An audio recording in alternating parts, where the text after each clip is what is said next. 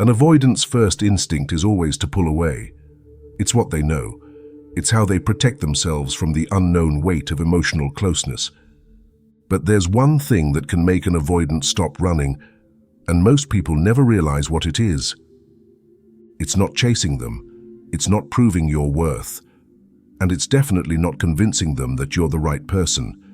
In fact, everything you think will make them stay is often what makes them pull away even faster. Avoidants don't run because they don't care. They run because connection feels like a threat, something they can't control, something that demands more of them than they're willing to give. To them, intimacy isn't comforting. It's suffocating. And the moment they sense emotional expectations forming, their instinct is to retreat. At first, everything seems perfect. They're engaged, attentive, even affectionate. But then, almost without warning, something shifts. Calls slow down. Texts become shorter. They create distance, not with words, but with absence. You feel it happening, but when you try to bring it up, they deny it. Nothing's wrong. Everything's fine. But it's not. The truth is, avoidants don't just fear relationships. They fear what relationships demand: vulnerability, emotional responsibility, the possibility of getting hurt. So they push you away before you have the chance to get too close. They withdraw before you can expect too much. And this is where most people go wrong. They react with panic. They push for answers, try to fix the sudden shift, thinking that if they just say the right words or show enough love, the avoidant will snap out of it. But that's the mistake. Because the more you chase them, the more you confirm their deepest fear. That connection means losing themselves. The harder you try to hold on, the more desperate you seem. The more desperate you seem, the faster they pull away.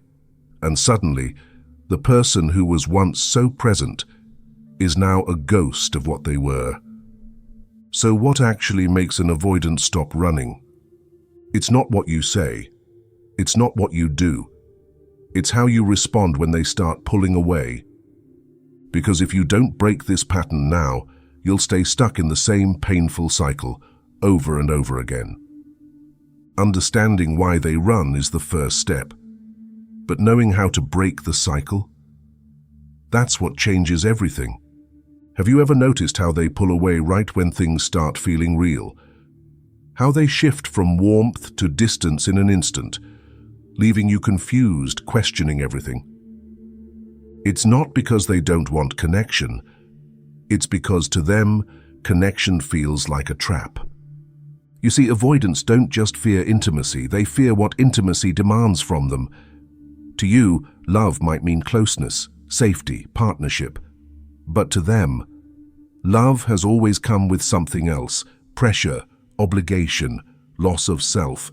Somewhere in their past, they learned that being vulnerable meant being exposed.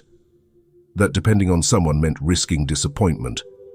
Maybe they had caregivers who were emotionally unavailable, inconsistent, or overbearing. Maybe they grew up learning that emotions were a liability, that needing someone was weakness. And now, even as adults, that belief runs deep. So when they meet you, when they feel the pull of real connection, something inside them panics. At first, they allow themselves to enjoy it. The attraction, the excitement, the feeling of being understood. But the moment the emotional stakes rise, when closeness becomes an expectation, their mind tells them to run. Not because they don't care, but because they've been wired to believe that too much closeness means losing themselves. That's why they suddenly withdraw. They don't do it because they've stopped liking you. They do it because their subconscious tells them it's safer this way, that if they let you get too close, they might not know how to hold on to their independence, so they create distance in ways you can't always see right away. They keep conversations shallow. They get too busy. They become emotionally unavailable in small, almost imperceptible ways, until one day, you wake up and realize the person who was once so present is now a stranger. And the worst part, when you try to pull them back in, it only makes them withdraw faster. Because the moment they feel chased, they feel trapped. And the moment they feel trapped, they run. But here's what no one tells you. Avoidants don't stop running when you convince them to stay. They stop running when they realize that connection doesn't have to cost them their freedom. And the way you show them that? That's what changes everything. You sense the shift before they say a word. Their energy changes. Their responses become short, mechanical. The warmth that once felt so natural is now replaced by something cold, distant, almost indifferent. And no matter how much you try to bring things back to where they were, it only seems to make them pull away faster. This is where most people make a critical mistake. When an avoidant starts withdrawing, the instinct is to close the gap, to ask what's wrong, to seek reassurance, to remind them of how good things were. But to them, these efforts don't feel like love. They feel like pressure. It starts with something small, a question about why they've been distant, a moment of vulnerability, a request for clarity. But in their mind, it's something much bigger. It's a demand for emotional availability, a responsibility they didn't sign up for.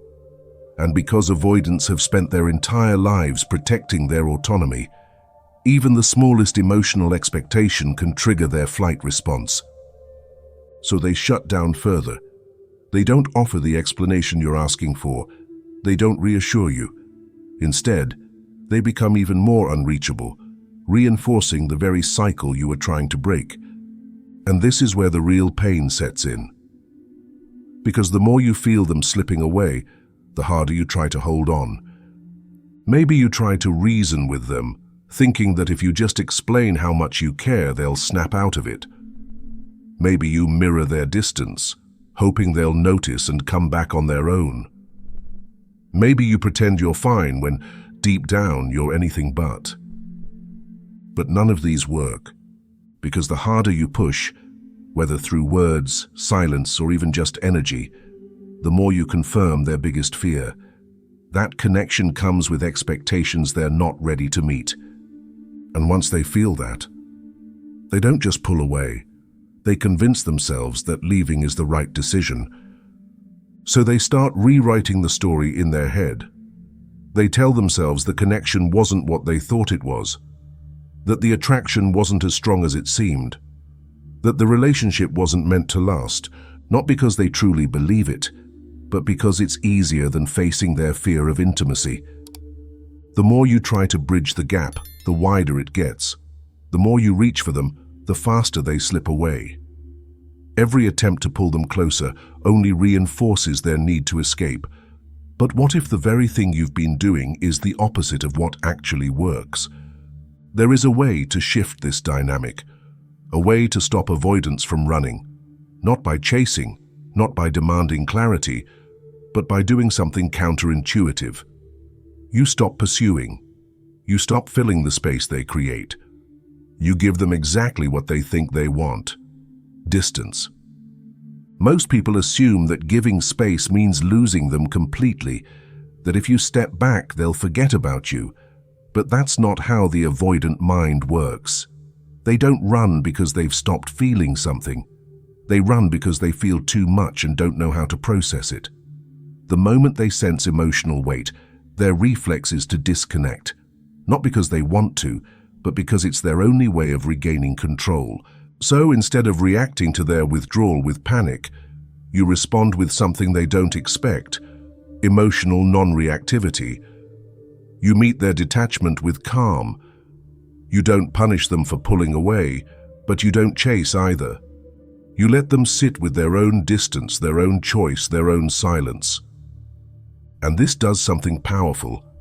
At first, they might feel relieved. They think they've regained their freedom. But over time, something shifts. The space they once craved no longer feels liberating. It starts to feel empty, and for the first time, they're the ones feeling the pull toward connection. Not because they were pressured into it, but because they were given the room to miss it. It's human nature. We only recognize what we value when we sense the possibility of losing it. Avoidants are no different. When you stop filling the gaps they create, they're left to face something they usually avoid, the reality of disconnection. But this only works if you do it from a place of genuine self-respect.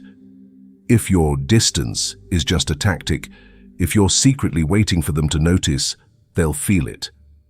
Avoidants pick up on unspoken expectations, and the moment they sense that your silence is just another way of pulling them back, the cycle repeats.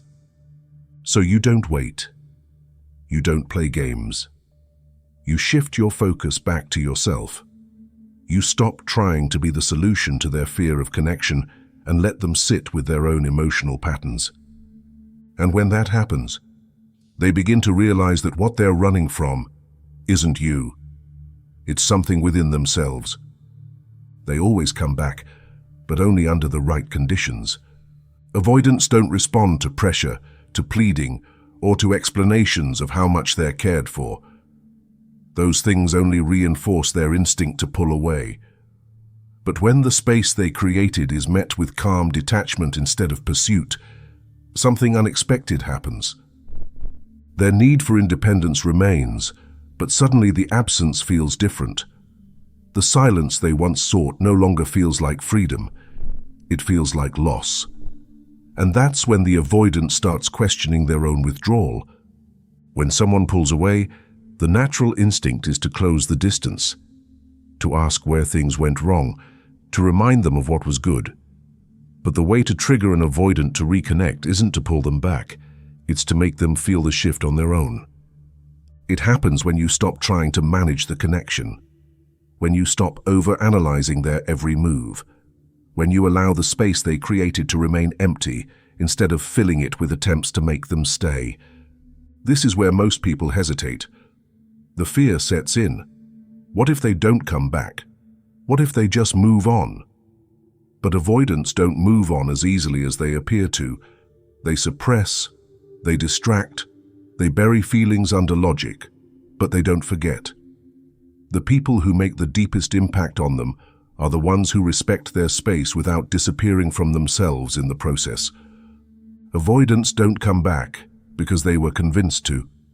They return when they realize that the connection was never suffocating them.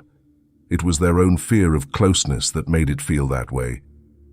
And the only way they reach that realization is by experiencing the space they once craved without being chased back into comfort.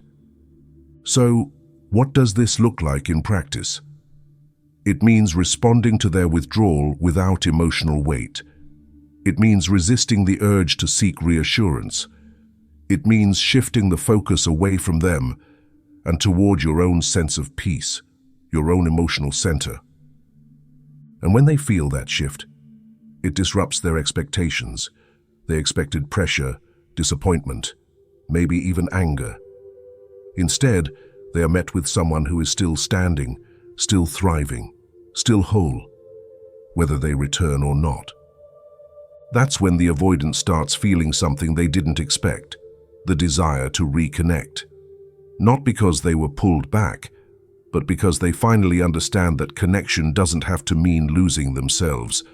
Avoidants don't consciously reject love. They reject what love has always represented to them, something heavy, something that asks for too much, something that strips them of control. To them, intimacy isn't just closeness, it's a potential threat to their autonomy. They don't wake up one day suddenly comfortable with connection. Their response to intimacy isn't logical, it's deeply ingrained. Even when they want to stay, their instincts push them in the opposite direction. Breaking this cycle isn't about convincing them to change. It's about creating a different experience of connection, one that doesn't reinforce their fear of losing themselves. For an avoidant, distance has always been their safe place. It gives them control, space to breathe, a sense that they are free from emotional expectations. But when the space they create isn't filled with pursuit or pressure, when they step back and find only calm, grounded presence instead of someone trying to pull them closer, It interrupts the cycle they've always known. This shift isn't about playing games or using silence as a tactic. It's about showing them, through action, that intimacy doesn't have to be suffocating, that love doesn't have to mean sacrifice, that being close to someone doesn't have to feel like losing themselves. Most people try to fix an avoidance resistance to intimacy by offering more reassurance, more patience, more emotional depth. But an avoidant doesn't need more words. They need less pressure. They need space that isn't laced with silent expectations. They need to feel connection in a way that allows them to step forward on their own terms, without the fear that someone will demand something from them the moment they do. This is where true rewiring begins. It's not about forcing a change in them. It's about shifting the way connection is offered. Instead of trying to pull them closer, the focus turns to making closeness feel like an invitation rather than an obligation, a connection that doesn't weigh them down, but makes them feel lighter. To rewire their response to intimacy, they need to experience something that contradicts everything they've known. If connection has always felt like pressure, it has to feel like freedom. If love has always meant responsibility, it has to feel like choice. And if closeness has always meant the risk of losing themselves, it has to feel like a safe place to return to. This is where most people get stuck. The temptation to demand more, to push for clarity, to try to fix their emotional unavailability is strong. But avoidants don't operate under the same emotional framework as others. They don't respond to pressure, even when it comes from a place of love. They only begin to shift when they experience a relationship dynamic that contradicts their old fears. So instead of trying to meet them where they are, you create an entirely different dynamic. One where connection is steady but not overwhelming. One where their space isn't seen as rejection but as a part of how they process. One where emotional security isn't something they owe someone, it's something they learn to trust over time. When an avoidant finally experiences connection in a way that doesn't threaten their independence, something inside them softens. They stop running, not because they were told to stay, but because for the first time they feel safe enough to. There comes a point when you stop looking at the avoidant and start looking at yourself. After all the pushing and pulling, after all the analyzing and second-guessing, you realize the real question was, never how do I make them stop running? The real question is, why am I trying so hard to make them stay? It's easy to focus on their fears, their distance, their emotional walls. But at some point, you have to ask, where do you stand in all of this? When you're caught in the cycle of chasing an avoidant, it's not just their patterns keeping you stuck. It's the part of you that believes this is the kind of connection you have to work for. That if you prove yourself enough, if you show enough patience, if you handle them the right way, they'll finally feel safe enough to choose you. But real power isn't found in proving your worth to someone who keeps pulling away. It's found in recognizing that you never had to prove it in the first place. Stepping back doesn't mean you don't care. It doesn't mean giving up on love. It means reclaiming your sense of self in the process. When someone runs from connection, it is not your responsibility to chase them back into it. You don't have to convince someone that closeness is safe. They have to realize it for themselves. The way you break the cycle isn't by waiting for them to change. It's by recognizing that their fear of connection doesn't have to define the way you love. If love means constantly managing someone else's fears, then it isn't love. It's emotional survival. And here's the truth most people don't want to hear. Sometimes, the moment you stop chasing is the moment they finally come back. But by then, you'll see things differently. Because when you hold your own power, you're no longer looking for love in places where it has to be earned. Holding your power means trusting that the right connection will never require you to beg for presence. It means choosing yourself when someone else's fear makes them unable to choose you. It means understanding that love, in its purest form, isn't something you have to convince someone to stay for. It's something that flows between two people who are equally present, equally willing, and equally unafraid. If this message resonated with you, don't stop here. Subscribe so you never miss another deep dive into the mind, emotions, and the hidden patterns that shape our relationships. And if you found value in this, consider leaving a super thanks. It's a simple way to support the channel and help bring more content like this to those who need it. Thank you for watching, and I'll see you on the next video.